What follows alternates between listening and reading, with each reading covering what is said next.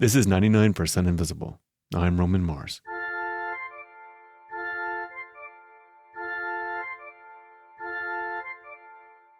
It's the end of the year and time for our annual Mini-Stories episodes. Mini-Stories are quick hit stories that were maybe pitched to us from someone in the audience or something interesting we saw on Twitter or just a cool tidbit that we found in our research that just got stuck in our heads and wouldn't come out. But they didn't quite warrant the full episode treatment for whatever reason. They're also this great opportunity for us to get to know the non-scripted version of the fine people who work on this show. And as the person who gets to interview them, that is my favorite part of this. We have some real charmers on staff. We'll have stories of mysterious ice boats, green ruins, sack dresses, steampunk violins, and a little update from a couple of the notable city flags that have been redesigned around the country. It's going to be fun. First up is senior producer, Katie Mingle. So, okay, we're going to start out by meeting Denise. Hi, my name is Denise Boniface, and I own Aquanuts Diving in Rocky Mountain House, Alberta, Canada.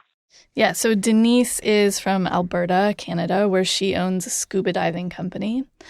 And Alberta, as you may know, is not a coastal province. So if you're scuba diving in Alberta, you're doing it in lakes. They're cold, they're dark, they're murky, they're kind of creepy. It sounds delightful. Fun times. So there's this one lake called Lake Patricia. Surrounded by mountains. It's right in a mountain valley. Very, very remote.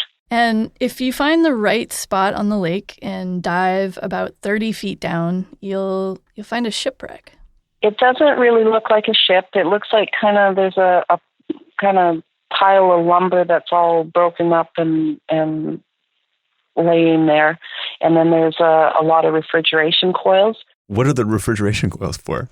We're going to get to that. But just, okay, for now, so you make your way down sort of through this murky darkness, this like pile of lumber and debris. 50 feet, 60 feet. And then you'll find a plaque. Oh. Right? This is where Roman gets excited. It's pitch dark, but if you shine a light on it, you can read it. And Denise has read it. Plaque says, Operation Habakkuk, a secret World War II project involving the use of ice in ship construction. This vessel, built January to April 1943, was a prototype. For more information, contact the Canadian Parks Service, Jasper. Wow. So there's like a hyperlink in the bottom of a lake. www. Yeah, there's a QR code. Yeah. Okay. So there's so many things about this plaque that I love. I love that it's at the bottom of a lake. I love the part where it says, for more info, contact the Canadian Park Service, because it sort of implies you could just stumble across this while like strolling at the bottom of a Canadian lake. And then I asked Denise that, and she was like, yeah, you could, because there's a lot of people that dive in this lake. But of course, the most intriguing part of the plaque is the part about the secret World War II project involving the use of ice in ship construction. So what was that about? So in the early 1940s, during World War II, German submarines, or U-boats as they were called, were basically wreaking havoc on Allied ships in the Atlantic Ocean, just sinking them left and right. And so eventually this person named Admiral Mountbatten goes to Winston Churchill, and he's like, we have to do something about this. And I think I know what the solution is. A giant, unsinkable aircraft carrier-sized ship made of ice. Of course. Right? And actually, Churchill is intrigued. Like, it sounds like one of those far-fetched ideas that kind of gets floated during times of war but never actually gets built, except for this really did get built, or at least a prototype of it got built. And that is the shipwreck at the bottom of Patricia Lake. And that's what the plaque commemorates. Wow. So what in the world made Admiral Mountbatten think that an unsinkable ship should be made of ice? Yeah. So like what the hell? Yeah, okay. That's fair enough. Okay, so steel and aluminum were in really short supply. So that was a big thing. They were actively looking for alternatives. Right. And then the second thing is that they hoped that this ice ship would be so dense that it would basically be indestructible. And what made them think that ice would be indestructible? Because it doesn't seem like that. Right. Yeah, it wasn't just plain ice. They were going to build these ships out of a mixture of ice and sawdust called pykrete, named after its inventor, a guy named Geoffrey Pike. So if you mixed sort of water and wood chips together and then froze it, it made the ice really, really strong. And so this guy, Geoffrey Pike, he invented not only pykrete, but he came up with the idea of building a ship out of it. And then he got that idea to Admiral Mountbatten. So the ships would be built from blocks of pykrete, and then there would basically be pipes with coolant running through the whole thing. To keep it ice. Yeah. So that's the refrigerator coils that Denise saw at the bottom of the lake. And pykrete really was this like incredibly strong and dense mixture. And there's this amazing anecdote in this story where Admiral Mountbatten, who again is not the inventor of pykrete, but he's like the main kind of evangelist for this idea. And he was so hype about it that he brings a piece of pykrete to a meeting. This is a meeting in which they were trying to convince the Americans. So the British were trying to convince the Americans to get on board this crazy ice ship plan. So he brings a block of pykrete to the meeting along with a regular block of ice. And at some point, he does this demonstration where he takes out his revolver and he shoots the regular ice and it splinters into 1,000 little pieces. And then he shoots the pykrete and the bullet bounces off the pykrete and actually sort of ricochets into the leg of one of his colleagues. And like successful test. It's actually like declared a total success, and they're all like thumbs up, like green light, full speed ahead. And yeah, they decide to go forward with this crazy plan. Winston Churchill signs off on it. I'm not sure what all Americans signed off on it, but the Americans said, we'll help you do this. And then I guess at some point they also got Canadians involved because they end up building this prototype on this little lake in Alberta, Canada. Mm-hmm. Lake Patricia. Yes, Lake Patricia. And they name it Project Habakkuk after a Bible verse. And I think the verse is pretty interesting, so I'm going to read it. It goes, "Behold ye among the nations, and look, and wonder marvelously, for I am working a work in your days, which ye will not believe, though it be told to you." It's basically like the Bible verse that's like, we are building a crazy f***ing thing. I love it. And Habakkuk apparently was the name of a Hebrew prophet, which I certainly never knew. Mm-hmm. And then the prototype itself was built by Canadian conscientious objectors who didn't know what they were building and who had opted for alternative service jobs. And they were like given this job and not really told that it actually was a warship. Yeah, for the war. Mm-hmm. So in just a few months, they built a prototype of this ship, but it ended up being harder to build and more expensive than they thought. And by the time the prototype was ready, the war had kind of moved on. Like they were figuring out how to build the atomic bomb. They figured out how to mass produce smaller aircraft carriers.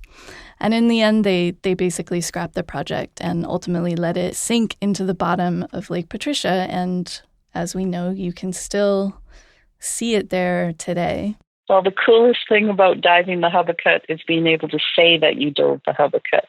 Like it is cool to dive it, and it's nice to see it once, but to dive it too many times, it's not that interesting. But I'm not a word, but that doesn't really help your program, does it? Yeah, so apparently, like, if you build a ship out of ice, it just sort of, like, turns into nothing. Or slush at the bottom of the ocean. Yeah. It's just and if you've seen it once, you've seen it enough. It's fine. That's awesome. I love that story.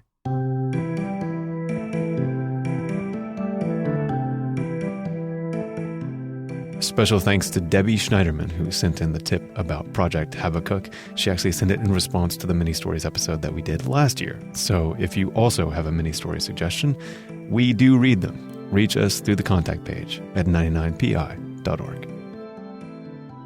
Next up, producer Emmett Fitzgerald. All right.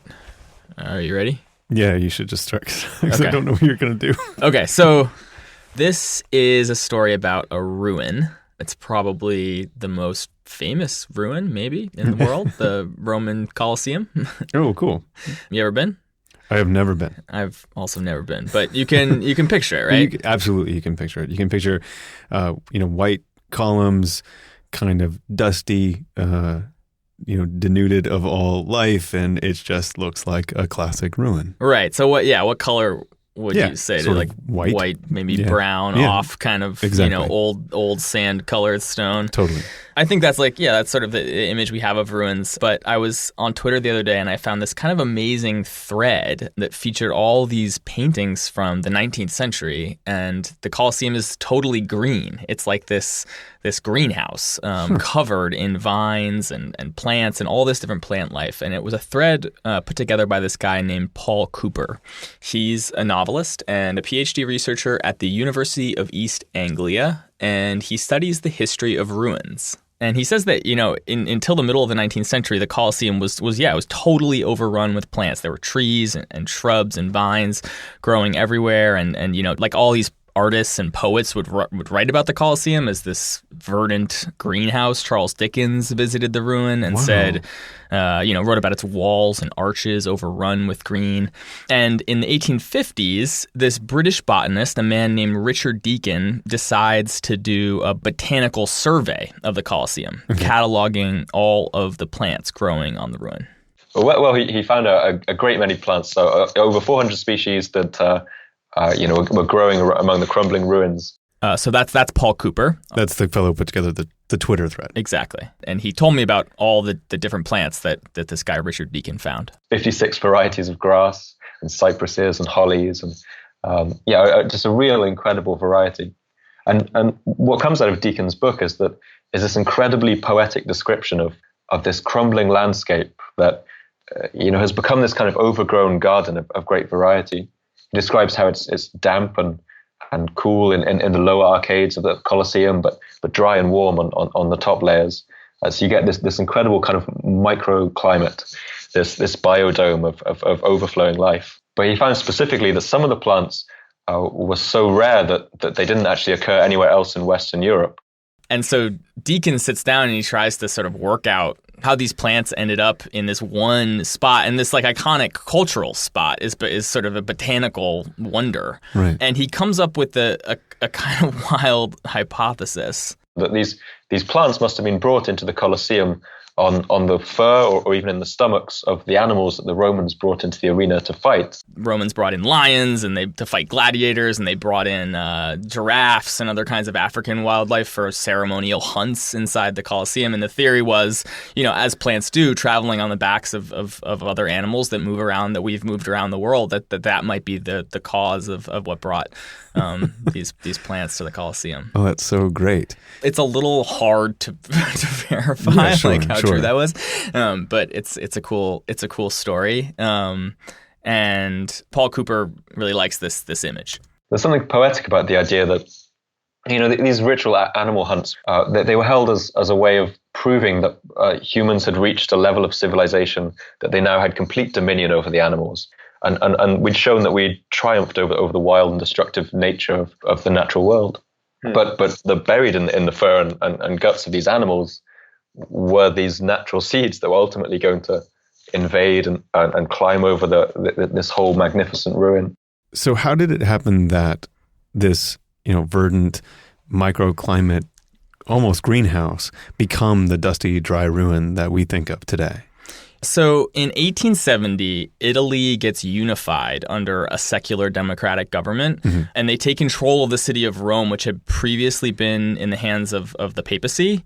And this new government is really trying to sort of create a sort of rational, scientific, modern Italian identity, but they see that as really rooted in this ancient Roman history. Mm-hmm. And so they care a lot about these old ruins like the Colosseum and projecting a certain Italianness to what these buildings represent. And the plants don't quite fit with, the image that they're looking for. They see these plants as invaders that are damaging the ruins, and they begin to take the plants off the ruins. And even at the time, there's some real pushback from scientists, from the botanical community, who say, stop. This is this like special micro ecosystem filled with all these totally unique plant species. Italian botanist and countess Mazzanti says that nature liked to dress poetically the venerable walls, and that now archaeological cupidity, archaeological greed has destroyed everything. So people were giving a bit of an outcry about this at the time.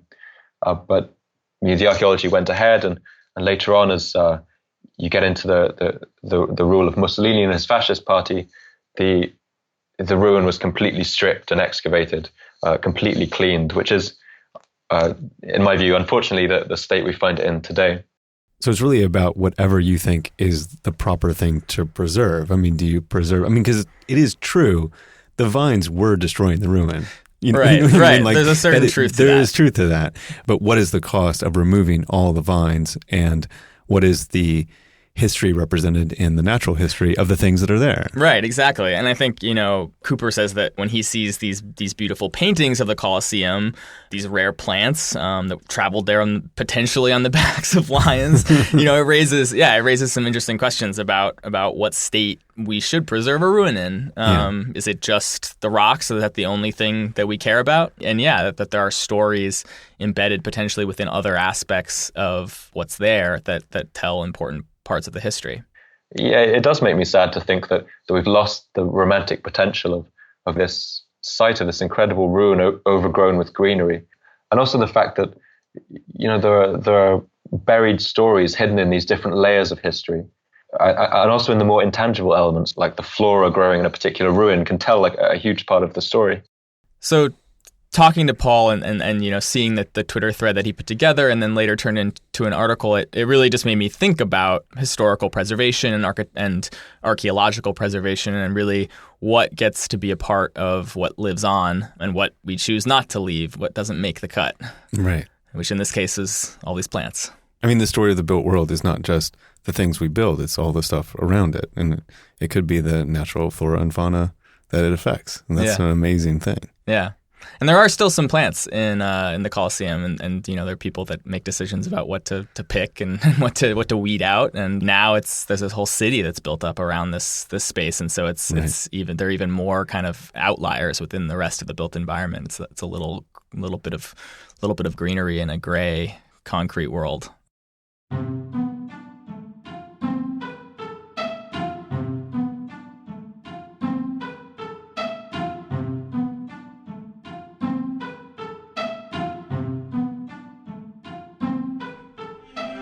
So a while back, 99PI's digital director, Kurt Kolstad, started researching a story about sackcloth dresses. It's a type of DIY clothing made from upcycled flour and feed sacks. And we considered it for a full episode for a while, but Kurt had a connection to the story that made it even better as a mini-story. Homemade sackcloth apparel grew really popular during the Great Depression. But as I was looking into it, I thought the idea seemed familiar somehow. So I called up this historian I know to see if maybe she had told me about them when I was a bit younger. Okay, so, Mom, can you tell us briefly who you are and what you do? I'm Sally Gregory Kolstad. I'm a professor at the University of Minnesota, where I teach courses on science and American culture and also courses on women, gender, and science. So my mom was born in Michigan during World War II, and her dad worked in Detroit at the time. As soon as I was born, my father was shipped overseas, and so my mother went home to live with her family on a farm in the thumb of Michigan. So like all people from Michigan, she refers to the shape of Michigan as looking like a gloved hand and refers to it as the thumb or where it is on the hand, right? Yeah, and so people, if they're trying to tell you where they are from in Michigan, they'll just hold up their hand and like point to part of that. And like other places in America, people in Michigan had developed ways to deal with shortages in the late 1920s and going through World War II. Well, when I was a little girl, my grandmother did most of the sewing for all of us. And so the fabric that she used for what were called her everyday dress was actually fabric that she would pick out by going to the local general store. So my great-grandmother would buy sacks of flour and then reuse those sacks. And the flour sacks became then the fabric for these dresses. I mean, was the fabric any, like, I picture the sacks that hold rice or something, which are terrible burlap style sacks. Like, what was the fabric like? Well, it actually had to be pretty finely woven because it was made to hold flour. Oh, yeah, I guess that makes sense. It was an all cotton kind of fabric, a fairly decent quality of fabric. So these days we think of flour as being something that comes in these smaller 5 or 10 pound bags, Right. often made of paper. Right. But back then it was a different story. They were huge sacks, as I remember. They were as big as I was because they had to hold 50 or 100 pounds of flour. So did the flour companies know that people were using their flour sacks and upscaling them as dresses? Yeah, I mean, they started to figure this out over time, and they started to adjust their designs accordingly. And so some of them actually used ink that would wash back out so you could have this clean white cloth. Mhm. And others went the other direction with it, and they designed these patterns. And so you'd buy flour sacks with dancers or jockeys or bunnies or flowers or other interesting things. And my mom's grandmother would sift through those options and bring home favorites from the store. She learned quickly that I didn't like pink.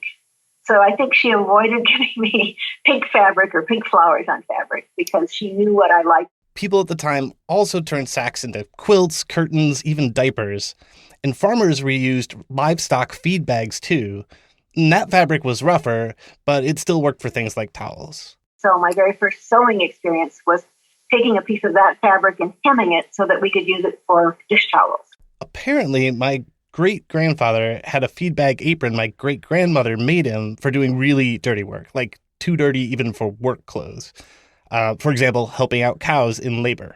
For example, if he was birthing a calf, you really didn't want to wear even your ordinary work clothes because that was really a pretty bloody mess. Wow. So you'd buy a sack of feed for the cows, and then you'd use that sack to help birth new cows. That's pretty crazy. That's what I recall. So companies, of course, caught on to this sack fabric trend, and they realized they could boost their sales with nicer cotton and fresh and more sort of fashionable patterns along the way. And some manufacturers even sponsored national sackcloth dressmaking competitions. Wow. That's right. It was very clever marketing as I think about it as a historian. So the first time I talked to my mom about this, she actually said this quote that I really liked, that it was part of the, quote, fabric of life of living in rural America, Right. which seemed, really apt. Ultimately, these designs, they evolved beyond just being, born of necessity. They became about like fashion and identity for these people too, which I think is really fascinating.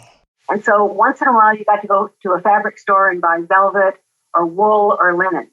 But woven into ordinary life in these farm communities was going to the general store, picking out your fabric, and then trying not to pick out the same fabric as some neighbor might have.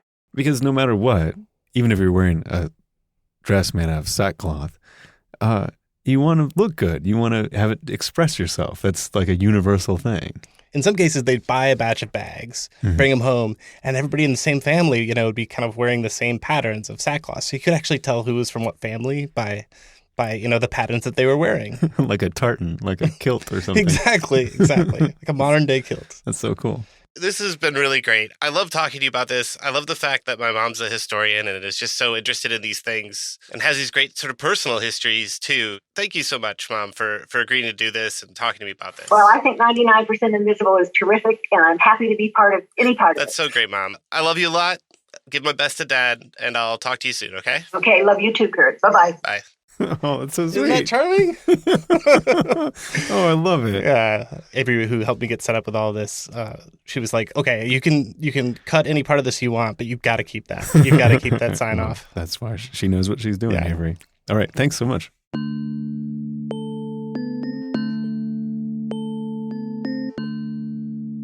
Since the beginning of the year, astute listeners who listen all the way to the end of the show, you're my favorite nerds, the nerds who listen all the way to the end of the show, you may have noticed a new production credit since we started using all original music. Since I haven't had your voice on here, why don't you actually introduce yourself and what you do at the show? I'm Sean Real, and I'm the composer for I do all the music. Cool. And so you have a mini story. This is your first mini story. So It's my first radio story ever. at all. There we go. Okay. Well, congratulations. So let's hear it. So it's the late 1800s, and people are just starting to consume recorded music. And the process of recording at this time was kind of hectic, and I like to imagine a lot of fun, but maybe more hectic. So before they used microphones in studios, sound was captured by these big horns, which were made of like mainly brass or copper. And these recording horns would collect and focus the sound vibrations into this little diaphragm, and the diaphragm would vibrate a stylus that cut a groove into a wax disc. Should I be picturing these recording horns pretty much like a phonograph, like an old-fashioned phonograph that plays out through one of these horns? Yeah, it's like the same thing except just backwards. Okay, cool. Okay. Yeah, but so yeah, that's like part of it is just same backwards as forwards. But the problem with this process was that these recording horns were limited in what sound frequencies they'd respond to. So certain instruments like tubas and French horns, which were also made of brass, would get picked up much louder than string instruments like guitars or violins. That makes sense. So nowadays, we record every instrument on its own track and do a lot of leveling after the fact, but back then they had to record whole orchestras with just one or sometimes two, if they were really fancy, of these like big recording horns in a single room. Right. And then they just make copies of the disc that they recorded on. There was no editing. If there was too much French horn, or if an opera singer blew out the recording with their falsetto, you throw the disc away and you do it again. So in order to get a balanced mix of different instruments and voices, sound engineers would arrange the musicians all around the studio at various distances from the recording horns. Sometimes they'd have like the louder instruments like French horns pointed at the back wall away from the recording horn, and the musicians would be watching their conductor like in a mirror. Wow. And they put pianos on top of platforms so that, like the mallets and chords that are inside would be lined up with the recording horn. And this one's one of my favorites. They'd sometimes put a singer like on a little trolley so that an assistant could wheel them closer to the horn for quieter vocal passages and wheel them away during loud ones. That's awesome. Well, that sounds chaotic. It's like a Rube Goldberg recording of an orchestra. Yeah. That's amazing. Okay. Yeah, but the string instruments were the hardest to record. And because of that, like stand-up bass parts were often just played on tuba instead. And a lot of engineers didn't want to deal with recording violins at all. So there were very few recordings with violins on them before a certain time. Is that true? Well, there were actually a fair amount of recordings with violins, but it was part because of the engineers going through all this trouble to do these elaborate sessions, but also because of this. Oh my God. Okay, so could you describe what you're holding?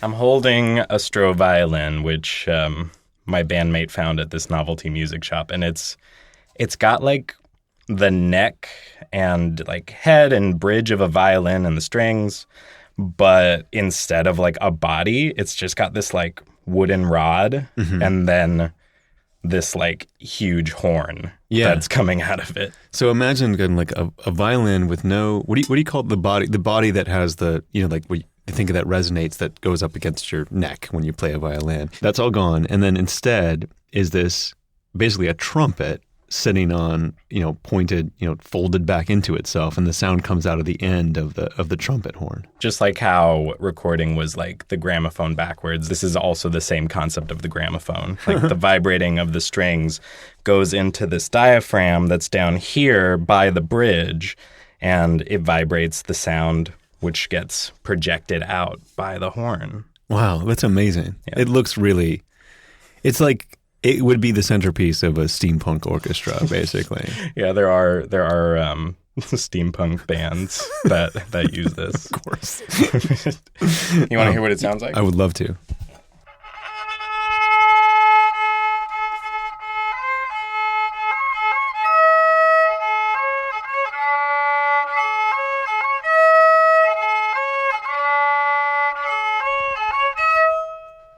That's awesome.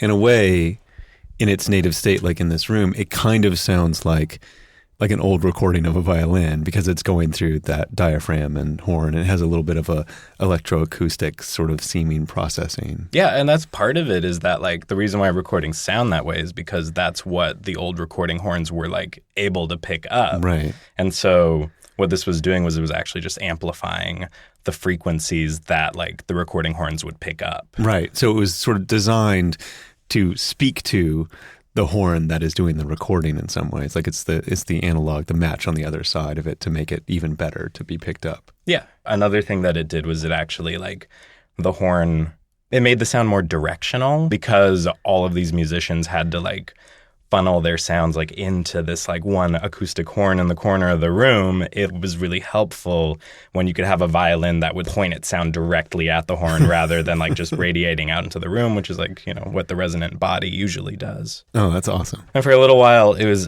a big deal in the recording industry. And these designs were applied to like all kinds of instruments, Stroh guitars, Stroh cellos, Stroh mandolins, Stroh ukuleles, and actually a lot of instruments that like weren't under the Stroh name, but there were just a lot of different instruments like from different companies that utilized this design. And Stroh is the brand name. Yeah, Stroh is the name of the person who invented the first one. He was John Matthias Augustus Stroh. And so were they all manufactured by a company that was the Stroh company, or was it just a design that was used by anybody? Yeah, it was the Stroh Violin Company, and they kept manufacturing them even past Stroh's death in 1914. His son picked up where he left off. And there were a lot of articles that were speculating about where it fit in to the broader world of music. Like this one in Strand Magazine from 1902 that I found that was pushing hard that these instruments were the future. The harmonics are loud and pure, but what is of great importance is an entire absence of scrape. This is a point that solo players will value highly. Of course, the idea of a new violin that can be played upon immediately it is finished and that will produce marvelous tone and quality of sound will possibly come as a shock to old-fashioned people to whom the original violin has been a cherished idol. But the spirit of invention respects no one's prejudices. And those are actually phonofiddles playing underneath, which are kind of a relative to the Stroh violin. That's awesome. So I see you have one, but what happened to these instruments in the larger world? So around 1925, electric microphone technology made its way into recording studios, and broader ranges of instruments became more possible to capture. So these modified instruments no longer, made the same practical sense to the recording industry. Right. So the Stroh Violin Company slowed production and then finally shut down in 1942. Can you tell I'm sad about it? I can tell. And a lot of people write about them as kind of like this silly flash-in-the-pan thing, but they were a really valuable tool for the beginnings of the recording industry. And without them, there are a lot of records where violins wouldn't have been as present probably, or studios just wouldn't have bothered to record them at all. So after they weren't necessary because recording technology had advanced, did they just kind of fizzle out as an instrument? Oh, they're actually still around. Oh. You can find them in wide use in folk music from Romania or Myanmar. Mm-hmm. Shakira, you had a Stroh violin player as part of her 2010-2011 tour. And resonator guitars, you know those ones with the partly metal bodies and they got kind of the nice designs cut into them? Yeah, totally. So those are the same technology as the Stroh violin. Oh. And one of the inventors of the resonator guitar had visited the Stroh factory in its heyday. And there are a number of articles that say that he based his designs off what he saw there. So it still lives on to this day. And what is it that you said you're a little sad about it, but why are you sad? What does it do for you? What do you enjoy about it? Well, I think what I feel sad about is that it's just so different than a violin. Yeah. And the Strand Magazine article was trying to be this is better than the violin. And of course, violins, which had been around for a long time, are nope. No, better than a violin. I mean, it's actually kind of a little bit more limited range by definition than a violin, but it has a really there's something nice about that sound. Yeah, it's a different kind of range of frequencies. I don't know. I just think that it's wonderful to have different kinds of sounds. Right. So, well, cool. Well, thanks for introducing us to the Stroh violin. That's amazing. Thank you, Roman. We're going to take a quick break, and I'll catch you up on a couple notable stories in the flurry of flag redesigns that were catalyzed by the TED Talk I gave a couple years back. Stay tuned.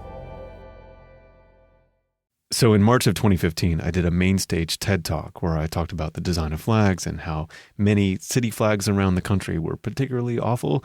And I performed it live, like a live podcast on the TED stage. And I used the voice of Vexillionaire extraordinaire Ted Kaye to explain his flag design principles. And it was a total blast. And what's great is that since then, there have been over 100 flag redesigns in the U.S., and it's been fun to watch people engage with their civic symbols in a new way. Burlington, Vermont had an open call flag redesign contest to replace their coat of arms style flag, and the competition was won by twin 12-year-old brothers Owen and Lucas Marchessault. It's a white, green, and white zigzag stripe on a blue field. It's a very handsome flag. Congrats, guys. A particular note in the flag redesign world is the flag of Pocatello, Idaho. Pocatello was voted the worst city flag in North America by the members of the North American Vexillological Association, and it was kind of the punchline of the TED Talk. And after they heard about the talk, they invited me up to Pocatello to spur their flag redesign efforts, and they couldn't have been nicer and more gracious. I had a fantastic time there. I had breakfast with the mayor. CBS Sunday Morning came to Pocatello to do a national news piece about their redesign, and I think even though, I was having a little fun with them, the city came away from the experience really excited and enjoyed the attention. And best of all, after a year-long effort, they got a new beautiful flag. The new flag is called Mountains Left, and it has 3 red peaks symbolizing 3 local mountains on a field of blue, and a blue line at the bottom that represents the Portneuf River. And at the top of the highest peak is a golden compass rose representing Pocatello's transportation history. It is a fine flag. I hope to see it everywhere next time I'm up there. If you're curious to see a picture of it, Google it. It's 2017, just like use your phone.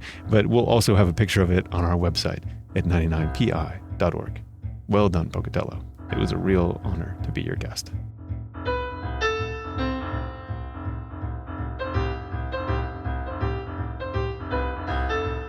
We're going to take a little break until 2018, but I'm going to put some surprise 99PI stories in the feed that I know you'll dig, so you might not even notice we're gone. Have a happy new year. We'll be back in 2018 with another mini stories installment featuring the rest of the crew and a couple listener-suggested stories as well. See you then. 99% Invisible is Avery Trufelman, Emmett Fitzgerald, Sharif Youssef, Delaney Hall, Taryn Mazza, composer Sean Rial, senior producer Katie Mingle, digital director Kurt Kolstad, and me, Roman Mars.